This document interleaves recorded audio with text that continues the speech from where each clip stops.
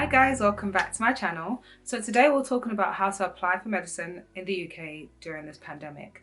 So this pandemic has been very hard for everybody, and I understand that pre-medical students who want to apply to medical school here in the UK are having a tough time, for example, what to write in their personal statement if they haven't been able to do extracurricular, how to go about, work experience because there is no work experience. Now, all of the things I'm going to talk about has come from the MSc, which is the Medical School Council, where you can get most of your information, if not all your information, on how the pandemic is going to affect medical school applications this year round and whether it's going to be different from last year.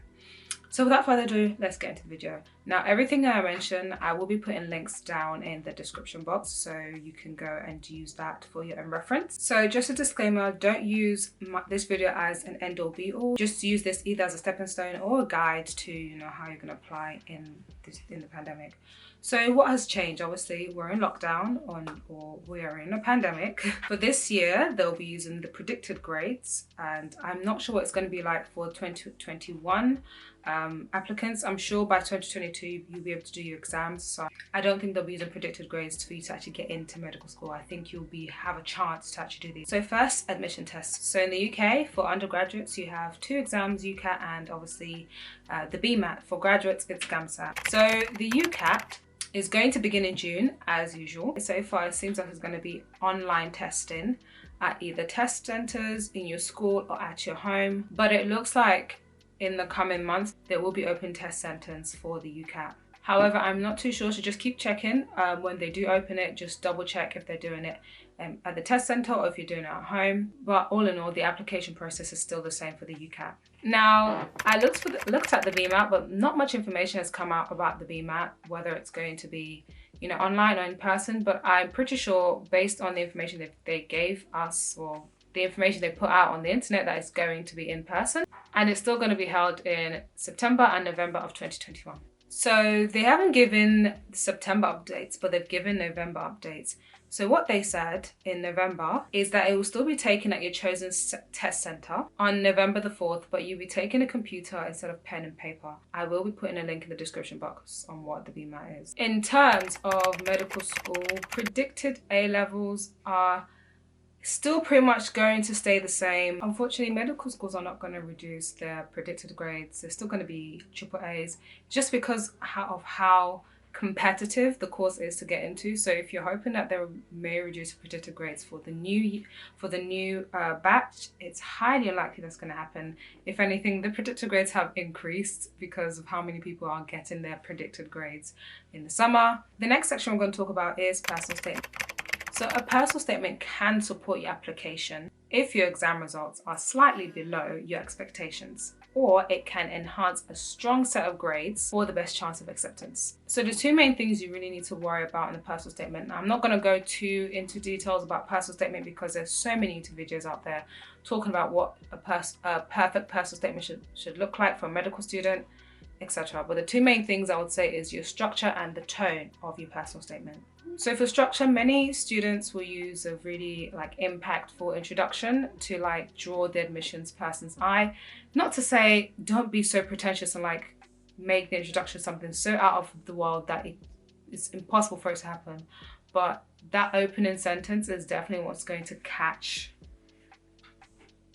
the admissions person's eye. So any exaggerated claim like stressing you've been pursuing medicine for your whole life when you're only 18, it may be met with a bit of skepticism by the admissions officer, and they're less likely to believe you. You're going to be like, oh, my lifelong goal has been to study medicine, nothing else in life matters. So it sounds a bit pretentious, but it's always best to just remain honest and actually reflect on why you want to study medicine. You're being quite introspective, you're reflecting on what got you there and also what you think a doctor means or what a medical student means and how you can contribute to that in a very honest but reflective manner. And then in your personal statement, you want to talk about your work experience. Now, work experience is a bit of a mad-on still, but I'm going to talk about that later in this video. You want to talk about work experience that you've done or that you've undertaken, but you mainly want to talk about the skills you gained in that work experience or what you've learned from that work experience, not so much the work experience itself. The thing they're looking for is motivation, compassion, confidence, teamwork, leadership, like mental fortitude, like the mental capacity to do medical school, and a genuine desire to help people. Now, these are a lot of things or skills that you need to put in a personal statement that is literally less than a page long. So you have to be wise with the words you use. So the admissions team doesn't only want to see the work experience, but they also want to see what you've learned and what you've gained from that work experience. So I'm just going to talk about a couple of common mistakes people make when they're doing their personal statement. And that, the first and foremost one is grammar and spelling mistakes.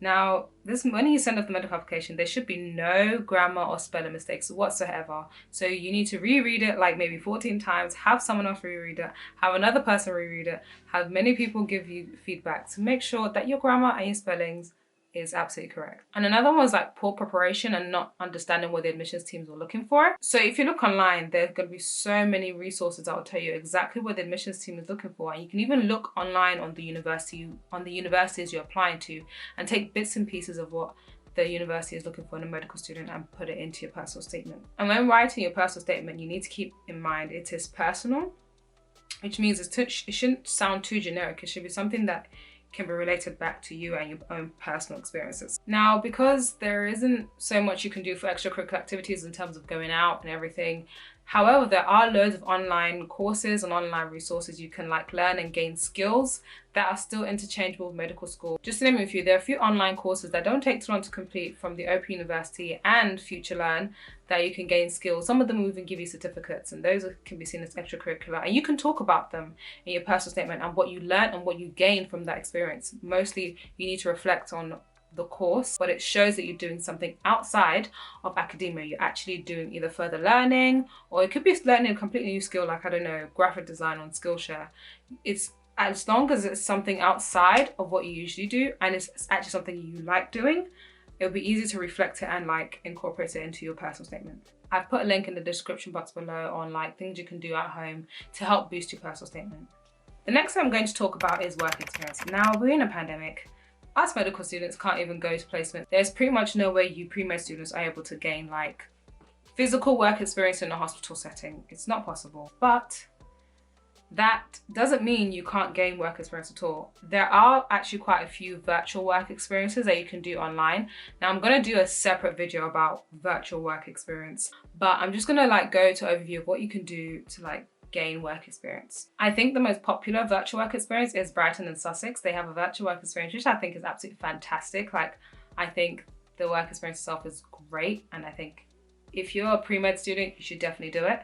And it offers a lot of insight into the life of, you know, doctors and medical students, etc., and what it means to be a doctor working in the NHS. So Brighton and Sussex, they offer the work experience like going through case studies, using presentation and interactive quizzes, and activities that will help you like explore the key skills needed to be a doctor or a healthcare professional in the NHS. They really focus on like teamwork, communication, how to break bad news, the 4 pillars of medical ethics. They also have like 6 modules on GP, elderly medicine, mental health, surgery and inpatient medicine, and more. So I highly, highly recommend that you do this work experience. Now, although it's not the same as physical work experience, the whole point of work experience is not the fact they went to work experience. That is really good. You got exposed to the medical field, but after that work experience is what you gain from it. It's the reflection and how maybe it's changed your perspective on what doctors are, or maybe it's strengthened the reason why I want to be a doctor, but it's mainly what you gained and what you learned from that work experience.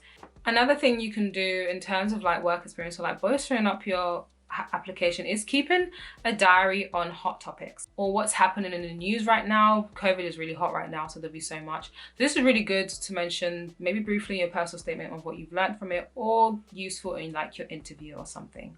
And it's really good to keep a reflective diary, because then you yourself can also see what you've learned and how it's changed you, how it shaped you, and then you can use that again in your personal statement or in an interview, which is not until next year, but still. Start early, because if you start doing it now, it will become easier when you have to actually bog down and really do some reflective thinking for your personal statement, or if you get to an interview. And it will impress your interviewer and probably impress the person who's reading your personal statement. Not making it your whole life, but just, you know, little tabs on what's happening in the world of medicine maybe every week or so, just to keep yourself on top of it. So that is it for today, guys. If you have any other questions or other things you want me to cover, please put them down in the chat below.